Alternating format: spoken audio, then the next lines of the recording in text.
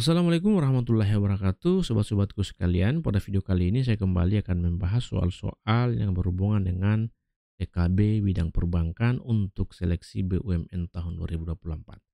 Seperti apa bentuk-bentuk soalnya? Langsung saja kita lihat satu persatu. Kita mulai dengan soal nomor satu. Perhatikan, saya akan bacakan untuk teman-teman sekalian. Apa yang dimaksud dengan Basel 3 dalam konteks perbankan? Coba lihat opsinya. A. Standar internasional untuk manajemen risiko.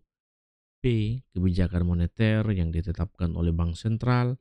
C. Kerangka regulasi untuk memperkuat peraturan perbankan, pengawasan dan manajemen risiko. Dan D. Sistem pembayaran antar bank internasional. Nah, untuk soal nomor satu ini jawabannya adalah C ya. Kerangka regulasi untuk memperkuat peraturan perbankan, pengawasan dan manajemen risiko. Jadi Basel III merupakan serangkaian reformasi peraturan yang dikembangkan oleh Basel Community on Banking Supervision yang tujuannya memang untuk memperkuat pengaturan, pengawasan, dan manajemen risiko dalam sektor perbankan. Ya, selanjutnya kita akan lihat soal nomor 2. Perhatikan, manakah di antara produk berikut ini yang termasuk dalam kategori instrumen derivatif? Opsinya A. Tabungan, B. Deposito, C. Obligasi, dan D. Swap. Nah, di sini jawaban saya adalah D ya, swap. Jadi produk derivatif itu merupakan instrumen keuangan yang nilainya didasarkan pada aset lain seperti saham, obligasi atau suku bunga. Nah, swap di sini merupakan salah satu instrumen derivatif yang melibatkan pertukaran arus kas atau nilai aset antar dua pihak. Selanjutnya kita akan lihat soal nomor 3. Perhatikan, saya akan bacakan kembali untuk teman-teman sekalian. Dalam analisis 5C, apakah yang dimaksud dengan capacity? Kita coba lihat opsinya. A. Kemampuan peminjam untuk menyediakan jaminan. B. Kemampuan peminjam untuk membayar kembali pinjaman. C. Jumlah modal yang dimiliki oleh peminjam. Dan D. Kondisi ekonomi saat ini. Nah, di sini jawabannya adalah B ya. Kemampuan peminjam untuk membayar kembali pinjaman.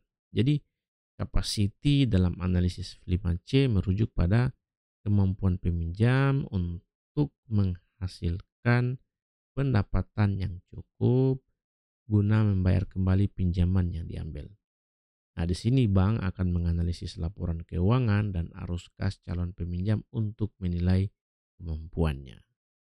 Oke, selanjutnya kita akan lihat soal nomor 4. Perhatikan, apa tujuan utama dari kebijakan moneter kontraktif?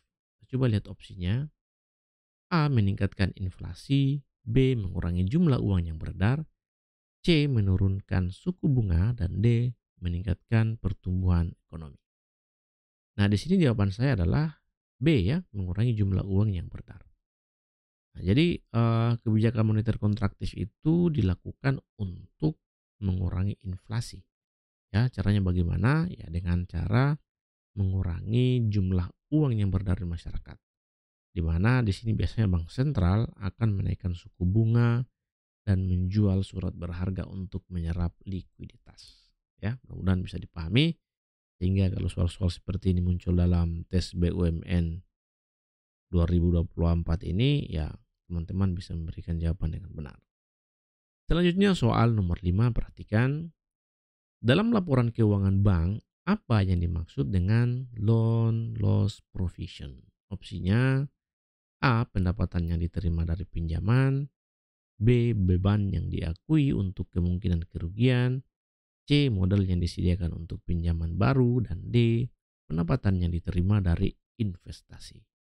Nah, jadi di sini untuk soal nomor 5 jawabannya adalah B ya. Beban yang diakui untuk kemungkinan kerugian kredit. Jadi loan loss provision itu adalah jumlah yang disisihkan oleh bank untuk menutupi potensi kerugian dari kredit yang diberikan.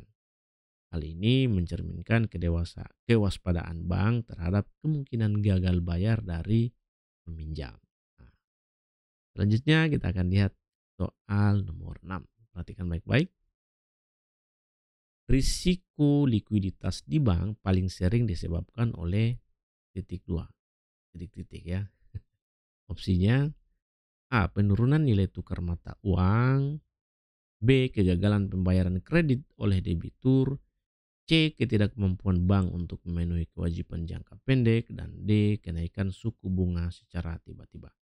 Untuk soal nomor 6 ini jawaban saya adalah C ya.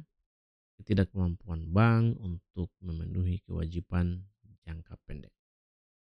Jadi risiko likuiditas itu terjadi memang karena bank tidak memiliki cukup aset likuid untuk memenuhi kewajiban jangka pendeknya. Hal ini bisa terjadi karena penarikan dana secara besar-besaran oleh nasabah atau adanya ketidakmampuan untuk mengakses pasar modal. Ya. Selanjutnya kita akan lihat lagi soal nomor 7. Perhatikan, apakah yang dimaksud dengan IPO dalam konteks pasar modal? Nah, saya kira kalau untuk soal nomor 7 ini bagi teman-teman yang suka main saham pasti sangat paham dengan istilah IPO ya. Kita coba lihat opsinya. A. Pembelian kembali saham oleh perusahaan. Kemudian B. Penjualan saham baru pertama kali kepada publik. C. Penawaran obligasi oleh perusahaan. Dan D. Pembagian dividen kepada pemegang saham. Nah, soal nomor 7 ini jawabannya tentu saja adalah B ya.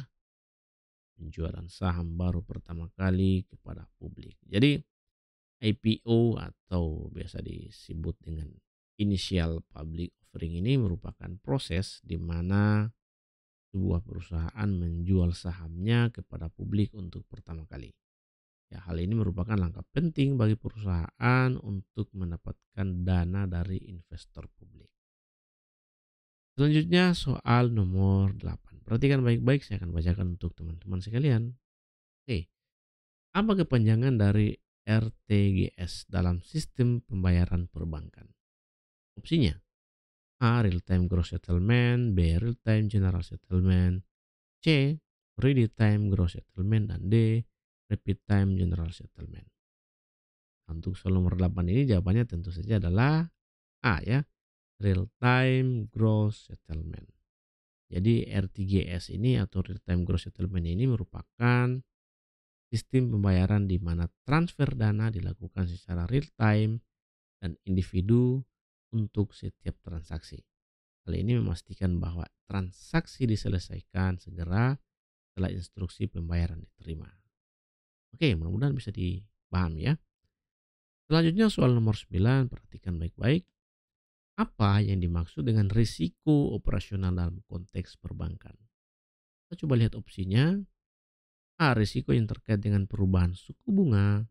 B. Risiko yang timbul dari kegagalan sistem atau proses internal. C. Risiko yang terkait dengan ketidakmampuan membayar kewajiban. Dan D. Risiko yang terkait dengan fluktuasi nilai tukar mata uang. Nah, di sini jawabannya adalah B ya. Jadi apa namanya? Risiko operasional itu merupakan risiko kerugian yang timbul dari kegagalan atau gangguan dalam proses internal, sistem, atau kebijakan. Hal ini mencakup risiko dari kesalahan manusia, kegagalan sistem, atau kejadian eksternal yang mempengaruhi operasi bank. Baik, selanjutnya kita akan lihat soal nomor 10, soal terakhir dari rangkaian pembahasan soal-soal TKB bidang perbankan di video kali ini. Perhatikan baik-baik. Metode manakah yang umum digunakan untuk valuasi saham perusahaan? Opsinya A. Net Present Value atau NPV. B. Price to Earning Ratio atau PE Ratio. Kemudian C. Internal Rates of Return IRR. Dan D. Return of Investment atau ROI. Nah, di sini untuk soal nomor 10 ini jawabannya tentu saja adalah B ya. Price to Earning Ratio atau PI Ratio. Jadi PI Ratio ini merupakan metode valuasi saham yang membandingkan harga pasar saham perusahaan dengan laba per sahamnya. Nah, ini digunakan untuk menilai apakah saham perusahaan dinilai tinggi atau rendah dibandingkan dengan pendapatannya. Oke, saya kira itu saja yang bisa saya sampaikan pada video yang singkat ini. Mudah-mudahan bermanfaat bagi teman-teman sekalian. Pada akhirnya setiap usaha yang sungguh-sungguh itu pasti akan membuahkan hasil yang memuaskan. Demikian dari saya, lebih dan kurangnya mohon dimaafkan. Saya akhirin ucapan wabillahi taufik wal hidayah. Wassalamualaikum warahmatullahi wabarakatuh. Salam dari saya dosen swasta dan arigato gozaimasu.